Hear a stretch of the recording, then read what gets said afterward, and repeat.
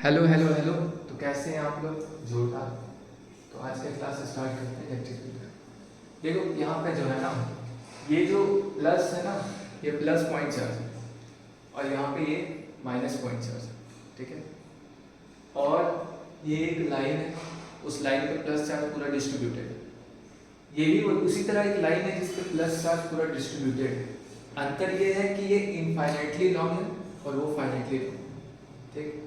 ठीक उसी प्रकार ये एक शीट है जिस पे प्लस चार्ज डिस्ट्रीब्यूटेड है और ये फाइनाइट एरिया का है, और ये भी वही है लेकिन ये इनफाइनाइट एरिया का है। शीट में 2D आ जाता है ना, और इसमें तो 1D आता है। तो हम लोगों को डिड्यूस करना है, बताना है कि किसके कारण कैसा इलेक्ट्रिक फील्ड बनेगा। समझे? तो एक बात जान लो, प्लस चार्ज से इलेक्ट्रिक फील्ड हमेशा दूर जाता है और माइनस चार्ज की तरफ आता है। ठीक। तो बनाते हैं। सबसे पहली बात, दोनों के सेंटर को ज्वाइन करना। अगर ऐसा सिस्टम है तो ऐसे करके ज्वाइन किए। इशू आ रहा है क्या? ठीक था? नहीं आ जाएगा कर्व डिस्प्ले। तो ये बन गया। ठीक है। अब प्लस चार्ज से दूर जाएगा और माइनस चार्ज की तरफ। तो प्लस चार्ज से दूर कैसा जाएगा? ऐसा। ठीक है। और माइनस चार्ज की तरफ ऐसा। समझे?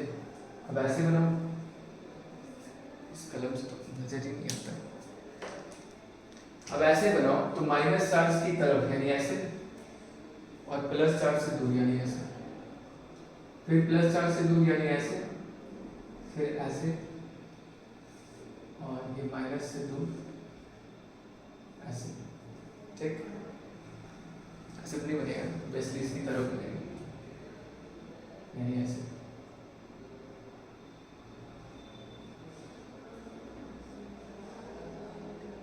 ठीक है।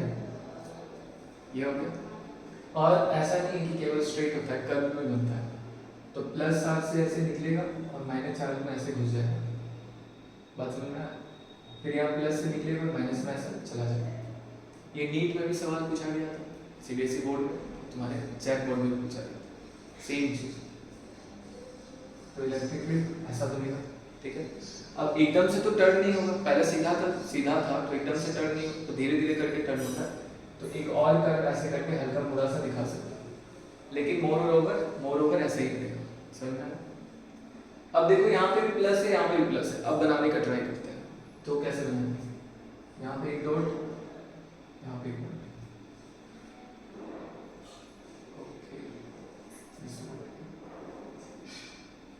सेंटर टू सेंटर ज्वाइन कर दिए। अब इससे बाहर, इससे भी बाहर, इससे भी बाहर, इससे भी बाहर। ठीक है। उसी प्रकार यहाँ से भी बाहर, यहाँ से भी बाहर। अब देखो ध्यान से, यहाँ से बाहर और यहाँ से बाहर। ठीक है।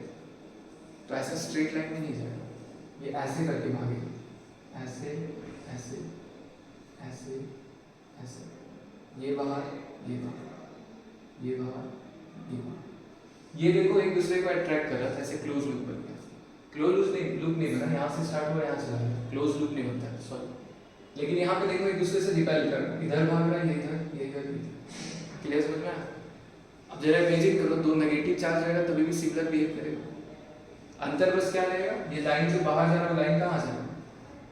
अंदर की तरफ। तो दो नेगेटिव वाला भी बना देता है। इसको सेंटर टू सेंटर ज्वाइन किया। अब ऐसे ऐसे,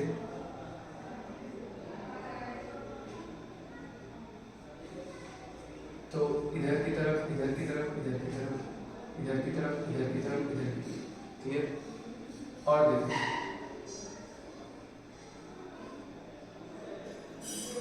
लेकिन इस बार क्या होगा, इसकी तरफ होगा, और उसमें क्या था? ठीक है। ध्यान से देखो तो ये एक तरह का डाइपोल है। डाइपोल पढ़े हो तुम? नहीं पढ़े बात समझ में आ जाएगा। समझ में आया? क्लियर? ये तीन। ठीक है। अब ध्यान से देखो, यहाँ पर ना प्लस चार्ज को एक लाइन पे ऐसे अरेंज कर दिया। तो प्लस का बताए थे क्या खुद से, दूर। तो ये थ्रू आउट द लेंथ कैसा बनाएगा, खुद से दूर।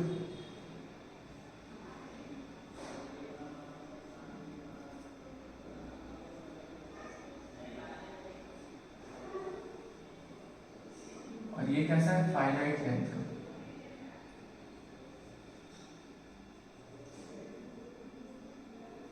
ठीक है, ये भी उसी तरह खुद से दूर वाला ही बनाएगा, ऐसे ऐसे करके देखो।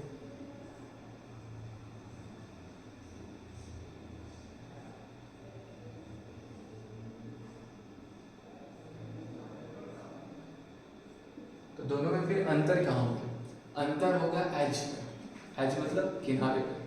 तो किनारे पे जब इसके आओगे ना, तो किनारा रहे चाहे बीच रहे, इसका electric field as it is बनेगा। समझ में आया? तो यहाँ पर भी ऐसा बना और यहाँ पर भी ऐसा बना।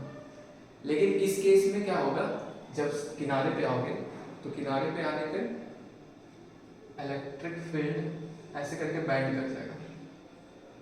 किसमें, फाइनाइट रो। समझ में आया? तो इलेक्ट्रिक फील्ड ऐसे करके बैंड कर जाएगा टुवर्ड्स द कर्वीलिनियर, यानी ऐसे करके बैंड कर जाएगा।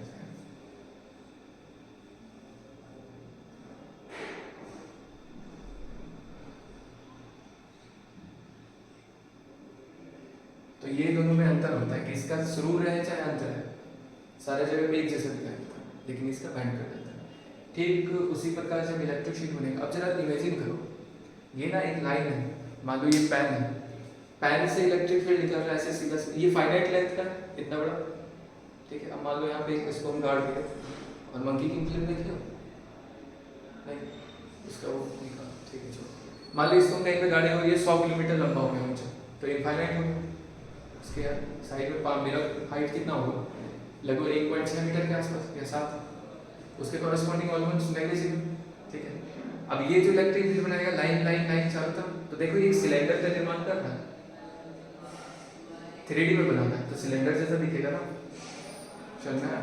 और ये जो शीट बनाता है वो कैसा बनाता है, खुद से दूर फिर से।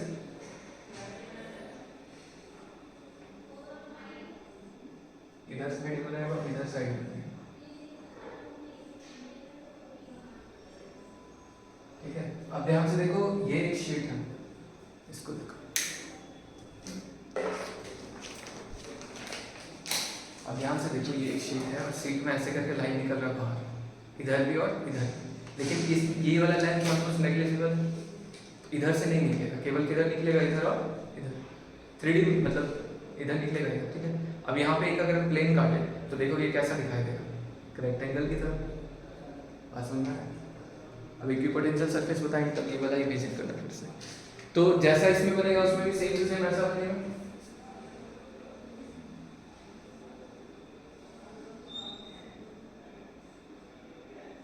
ठीक, बस इसका भी क्या होगा, ऊपर में कर्व सा हो जाता है और इसका ऊपर रहे चाहे नीचे रहे कैसा रहेगा, स्ट्रेट रहेगा। समझे? पॉज करके नोट कीजिए, ध्यान दो, पागल लोग।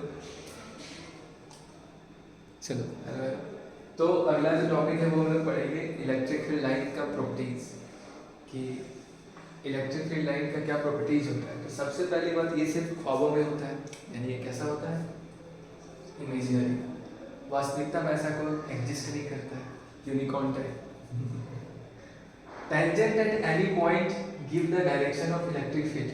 ठीक है, अगर कोई सा भी charge particle, extended charge electric field बना रहा है, तो उसके ऊपर अगर हम लोग टेंजेंट ड्रॉ करेंगे तो उससे हम लोग को क्या मिलेगा, उसका डायरेक्शन। जैसे यहाँ पे एक फोटो बना है, अगर हम यहाँ पे ऐसे टेंजेंट ड्रॉ करेंगे, इसका मतलब इलेक्ट्रिक फील्ड इधर जा रहा है, यहाँ करेंगे यानी कि इधर जा रहा है। ठीक है, अगला बात कहा गया है कि ये आपस में कभी भी इंटरसेक्ट ऐसे नहीं करते, मतलब दो इलेक्ट्रिक फील्ड लाइन कभी भी एक दूसरे को इंटरसेक्ट नहीं करते।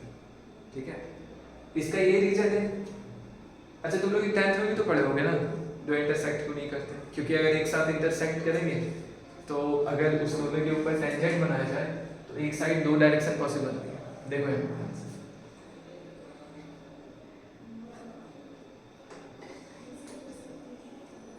तो देखो, ये एक इलेक्ट्रिक फील्ड लाइन था, बोल देते हैं E1, और इसको बोल देते हैं E2। तो इस पे टेंजेंट ड्रॉ करें तो ऐसा बना, और इस पे किए तो ऐसा बना, ठीक है। लेकिन ऐसा तो पॉसिबल नहीं होता, एक ही पॉइंट पे दो डायरेक्शन, एक पॉइंट पे सिंगल डायरेक्शन पॉसिबल है, ठीक है। ये पॉजिटिव चार्ज से स्टार्ट होते हैं और नेगेटिव चार्ज में खत्म हो जाते हैं। सुनो क्या लिखा हुआ, तो खत्म होने को टर्मिनेट भी कहा जाता है, यानी ऐसे लिख सकते हो, it start from positive charge and terminate into negative charge. तो देखो शुरू हुआ और खत्म हो गया, ठीक है। ये कभी भी लूप नहीं बनता, इसलिए अगला पॉइंट क्या है, no close loop, close loop नहीं बनेगा। लेकिन तुम लोग को जब मैग्नेटिक फील्ड पढ़ाएंगे तो वहाँ पता चलेगा वो क्लोज लूप बनता है। बात समझना, याद रखना, डिफरेंस करने के लिए आ सकता है। अगला बात बोलते हैं दे आर कॉन्टिन्यूअस, ऐसा नहीं कि बीच में छूट छूट के आता है, एक बार स्टार्ट हुआ तो खत्म नहीं होता है, ठीक है। परपेंडिकुलर टू मेटल सरफेस, ये तुम लोग शायद पहली बार सुने होंगे या नया होगा, ध्यान से देखो। मान लो यहाँ पे एक नेगेटिव बार है, ठीक है, बार मतलब समझते हो ना, rod, straight line, dash dash stick, उसके ऊपर नेगेटिव चार्ज रखते हैं, ठीक। उससे कुछ दूरी पे मान लेते हैं सेपरेशन ए पे एक पॉजिटिव चार्ज रखते हैं, और नियम क्या था कि पॉजिटिव चार्ज से रखते फिर निकलेगा और नेगेटिव चार्ज की तरफ जाएगा। तो देखो ए से निकल रहा है और नेगेटिव की तरफ जा रहा है। लेकिन देखो जब जब ये कैसा है, मेटालिक, अगर वो सरफेस मेटालिक है ना, तो जब इसमें इंटर करेगा तो हमेशा परपेंडिकुलरली इंटर करेगा, दिख रहा है। तो ये बात बहुत इंपॉर्टेंट होता है। जब हम लोग जब कैल्वेनोमीटर होगा ना तुम्हारे सिलेबस में, हाँ होना चाहिए, तो जब तुम लोग को कैल्वेनोमीटर पढ़ाएंगे तो उसमें बताएंगे रेडियली कैसे मूव करती है चीज़ें, चैप्टर 3 का ही था करंट इलेक्ट्रिसिटी। हाँ भाई एक्सटेंशन हमको पता है, मतलब जो पढ़ा लिखा होगा वो बोलता होगा, कोई होगा तो बोलेगा ना एक्सटेंशन करके उसको बनाया जाता है। अब ध्यान से देखो, दो पॉइंट चार्ज, यहाँ पे एक इलेक्ट्रॉन लिखे, यहाँ एक प्रोटॉन, ठीक है। अब मास ऑफ इलेक्ट्रॉन इतना होता है, मास ऑफ प्रोटॉन इतना होता है। तो तुम हम लोग को ये, तुम लोग अपनी कॉपी में ये रेशियो निकालो कि इलेक्ट्रिक फील्ड का और ग्रेविटेशनल फील्ड का फोर्स का रेशियो कितना है, बताओ। आप लोग निकालिए, तब तो पॉज करें, फिर हम सॉल्व करते हैं। ओके, तो आगे चलते हैं, सवाल को सॉल्व करते हैं। तो देखते हैं, तो इलेक्ट्रोस्टैटिक फोर्स और अपॉन ग्रेविटेशनल फोर्स, सॉल्यूशन। तो force of electrostatic upon force of gravitation, तो K Q1, अच्छा दोनों पे चार्ज सेम होगा, ठीक है। तो दोनों पे चार्ज कितना होगा, तो Q ही मान लेते हैं, इस पे भी चार्ज Q मान लेते हैं और इस पे भी कितना मान लेते हैं, Q। बस नेचर अलग अलग होगा लेकिन मैग्नीट्यूड तो चार्ज, और यहाँ पे सिर्फ मैग्नीट्यूड कंसीडर कर रहे हैं, ठीक है। ओके, तो K Q1 into Q के लिए क्या लिख सकते हैं, Q स्क्वायर अपॉन सेपरेशन का A square, clear. Gravitational force को देखते हैं, तो G mass of electron into mass of proton upon फिर से सेपरेशन का स्क्वायर, तो यहाँ से A स्क्वायर से A स्क्वायर कट गया, ठीक है। अब क्या बच गया, K Q square upon G mass of electron into mass of proton, ठीक है। तो इसको वहाँ पे सॉल्व करते हैं। तो देखो K का वैल्यू कितना होता है, 9 into 10 to the power 9, 9 into 10 to the power 9। Q का value 1.6 into 10 to the power minus 90, ठीक है। तो स्क्वायर है, इसका मतलब 1.6 into 1.6 into 10 to the power minus 38, 19 upon G का मतलब कितना हो गया, 6.67 into 10 to the power minus 11, ठीक। इलेक्ट्रॉन का मास 9 into 10 to the power minus 31 दिया हुआ, तो 9 into 10 to the power minus 31, और प्रोटॉन का मास कितना दिया हुआ, 1.6 into 10 to the power minus 27, ठीक है। इसको सॉल्व करने का कोशिश करते हैं, तो 9 से 9 कट गया, ठीक। अब देखो एक 1.6 से एक 1.6 कट गया, ठीक है। और ये 6.67 है और 1.6 है, 6.67 है और 1.6 है, 16 जगह 64, 4 के आसपास कटेगा, तो अप्रोक्स लेके चलते हैं, तो 16 कितना बार में कट जाएगा, 4 बार में, मार्क पर समझ रहे हो, कट गया ना, ठीक है। अब आगे चलते हैं, तो क्या बच गया, 1/4 इंटू 38 में से 9 जाएगा, कितना बचेगा 29, तो 10⁻⁻29। यहाँ पे देखते हैं 11, 31 और 27, चलिए कितना आएगा, अब तो जोड़ने का कितना आएगा, 69 आएगा, 10⁻⁻16। ठीक है, तो आप 69 को, तो 1/4 को क्या लिख सकते हैं 0.25, और 69 को ऊपर भेजेंगे तो 40 आ जाएगा, तो प्लस में 40 आएगा, यानी 10⁻40। और ये अप्रॉक्स है, तो ऊपर में एक लाइन को मूव कर दीजिए। अब ये कितना आ जाएगा 2.5 × 10⁻39। ये क्या होगा, electrostatic force upon gravitational force का रेशियो। कब, जब एक इलेक्ट्रॉन एक प्रोटॉन कुछ सेपरेशन एक है, यही नाम है ये। अब यहाँ से सीखने वाली बात समझिए, यहाँ पावर पॉजिटिव में, इसका मतलब ये लिख सकते हैं कि जो इलेक्ट्रोस्टैटिक फोर्स है वो 2.5 टाइम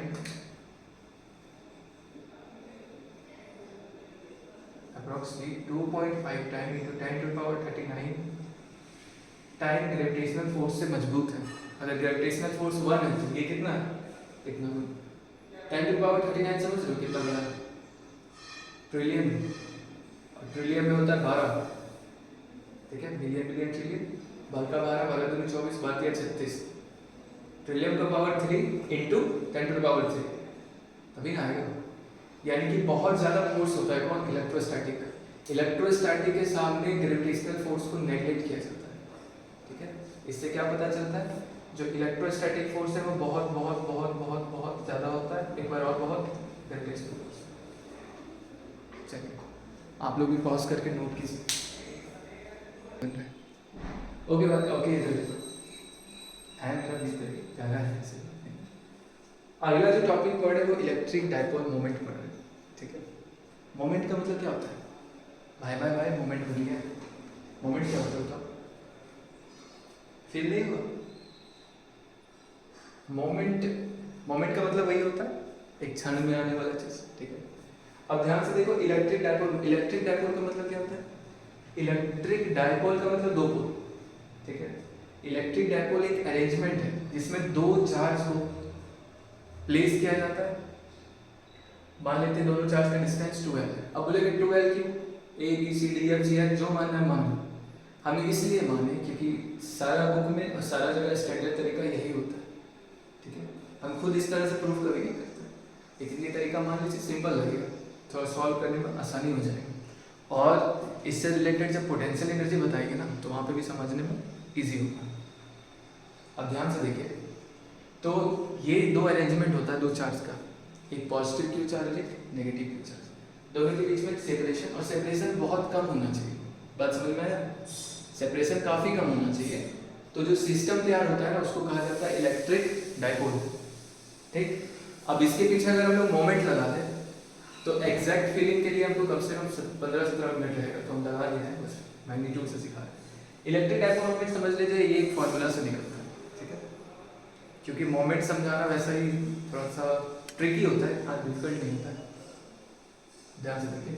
तो इसको दिखाने का तरीका होता है P, ठीक है, पहली बात। दूसरी बात, इलेक्ट्रिक डायपोल मोमेंट एक वेक्टर क्वांटिटी है, तो इसके ऊपर वेक्टर का साइन रखें, ठीक। ये क्या होता है, किसी भी एक चार्ज को उठा लीजिए, क्योंकि दोनों का मैग्नीट्यूड इक्वल है, तो कोई सा भी एक चार्ज को उसके सेपरेशन से गुना कर दीजिए, ठीक। अब एक खूबसूरत बात बताएं, एक बात बताओ, अगर LHS में वेक्टर है तो RHS में भी तो वेक्टर होना चाहिए, ठीक है। तो अगर यहाँ पे मोमेंटम पे वेक्टर लगाए तो इधर भी कहीं वेक्टर लगाना चाहिए। चार्ज पे लगा सकते नहीं, क्योंकि चार्ज एक स्केलर क्वांटिटी है, 2 to 1 को नंबर है कांस्टेंट, तो उस पर भी तुम लगा नहीं सकते। तो किस पे लगाएंगे, लेंथ पे। किस पे लगाए, तो लेंथ एक वेक्टर क्वांटिटी होता है, और ये केवल स्केल हिलाने की बात नहीं है, जब मैग्नेटिज्म पढ़ाएंगे ना तो डे 1 पे समझ में आएगा इसका रियल मीनिंग। और नीट 2022 का सवाल था किस पे, पहली बार ना नीट गया था कंसेप्चुअल बेसिस पर। अब ध्यान से देखो, Q × 2 है, क्लियर। अब एक बात देखो, डायरेक्शन जो होता है डायपोल मोमेंट का वो, सॉरी इधर पॉजिटिव मान लो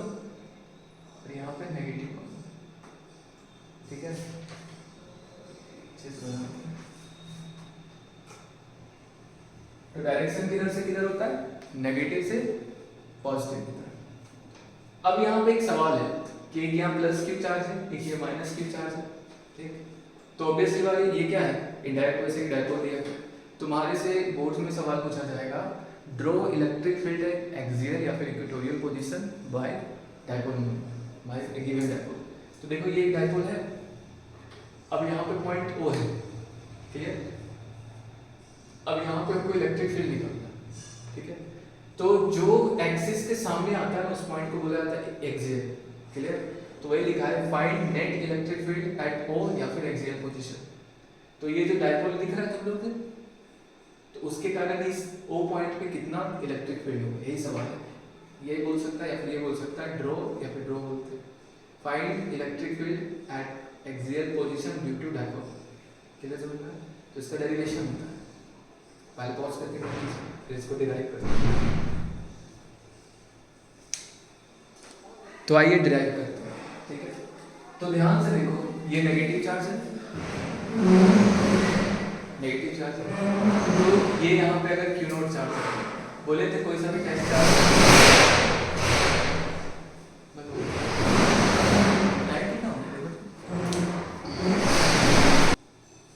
ओके। तो देखते हैं इसको डिराइव करके छुट्टी बात है। अब इसको ये यहाँ पे देखो, इसको यहाँ पे फोटो बनाते हैं। तो यहाँ पे प्लस क्यू, फिर यहाँ पे माइनस क्यू, और इसी के ऐसे यहाँ पे ओ पॉइंट। आज के बाद ये डेरिवेशन कोई नहीं भूलेगा, घर में जाके अभ्यास करेगा और सच्चा वाला अभ्यास करेगा। तो ये पॉइंट यहाँ है, तो 2l डिस्टेंस वाले थे, तो बीच में अगर तोड़ेंगे तो यहाँ l और यहाँ पे l, और यहाँ से यहाँ पे दूरी मान लेते हैं a, क्लियर। तो यहाँ पे नेट इलेक्ट्रिक फील्ड निकालना। तो अगर ये माइनस क्यू है तो ये क्या चाहेगा, इसको अपनी तरफ अट्रैक्ट करना, तो E माइनस क्यू निकालना चाहेगा ना, पक्का। या फिर अपनी तरफ इलेक्ट्रिक फील्ड इसकी तरफ बनेगा, और ये प्लस क्यू, क्या प्लस क्यू के कारण यहाँ इलेक्ट्रिक फील्ड कैसा बनेगा, इससे दूर,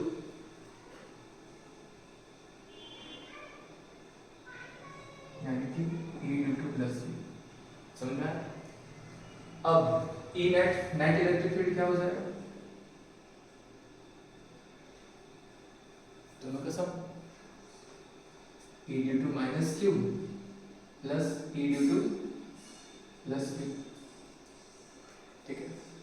अब मान लेते हैं O पे ओरिजिन है, तो प्लस क्यू वाला को पॉजिटिव मान लेते हैं, डायरेक्शन तुम्हारे ऊपर डिपेंड करता है, solve upon depend you why you want to consider negative और पॉजिटिव, किधर साइड पॉजिटिव मानना नेगेटिव मानना ये तुम्हारे ऊपर डिपेंड करता है। तो हम यहाँ पे अगर हम ओरिजिन कंसल्ट कर दें तो इधर पॉजिटिव होगा, तो ध्यान से देखो, तो इसके कारण नेगेटिव हो जाएगा, और फॉर्मूला क्या होता है, के क्यू अपॉन सेपरेशन का स्क्वायर। तो के तो लिख दिए क्यू। अब बताओ इसके और इसके बीच में, सॉरी इसके बीच में सेपरेशन कितना है, तो ये a हो गया और ये l हो गया, तो कितना हो जाएगा a माइनस l, यानी कितना a माइनस l का होल स्क्वायर। इसको नेगेटिव लिखना होगा, क्यों, क्योंकि ये इस तरफ माइनस क्यू वाला लिख रहे हैं, प्लस इसके लिए तो समझ लिए के क्यू अपॉन a, और यहाँ से l और जुड़ेगा, यानी a प्लस l का होल स्क्वायर। बस समझ में, बस इसी को सॉल्व करना है, नथिंग एल्स। तो सॉल्व करते हैं, तो के क्यू अगर कॉमन ले लीजिए क्या बचेगा, 1 अपॉन a प्लस l का whole square minus 1 upon a minus l का होल स्क्वायर, पक्का। अब के क्यू कॉमन ले चुके, अब यहाँ पे ये दोनों क्या हो जाएगा, मल्टीप्लाइज a प्लस एलसीएम लेना है a माइनस l का होल स्क्वायर, तो ये यहाँ चला जाएगा, यानी a माइनस l का whole square into a plus l का होल स्क्वायर, क्लियर। जरा अपने आंखों को खोल कर देखें, तो इसको ऐसे लिख सकते हैं, a स्क्वायर, सॉरी हम माइनस होगा, ये a square minus b square का फॉर्मूला है, तो इसको कैसे लिख सकते हैं, a plus B into A minus B, यानी ऐसे लिख सकते हैं, यानी a minus l plus a plus l into a minus l minus a minus l, देख सकते हैं ना। पक्का ना? कोई गलती तो नहीं कर रहे? a plus b a minus b। चलो देखते हैं। अंदर यहाँ पे लिख सकते हैं a इंटू ए का whole square, a plus L into A minus L का होल स्क्वायर, यानी यहाँ क्या हो गया के क्यू इंटू एल से एल खत्म, यानी यहाँ का बच गया 2l, और यहाँ ए से ए खत्म, यहाँ क्या बच गया माइनस 2l। क्या वेट अपॉन यहाँ क्या लिख सकते हैं a plus B into A minus B, यानी ए स्क्वायर माइनस बी और इसका होल स्क्वायर। ठीक है? अच्छा वही तो सोचे, यहाँ पे ट्रिक है, ट्रिकी ट्रिकी ट्रिकी।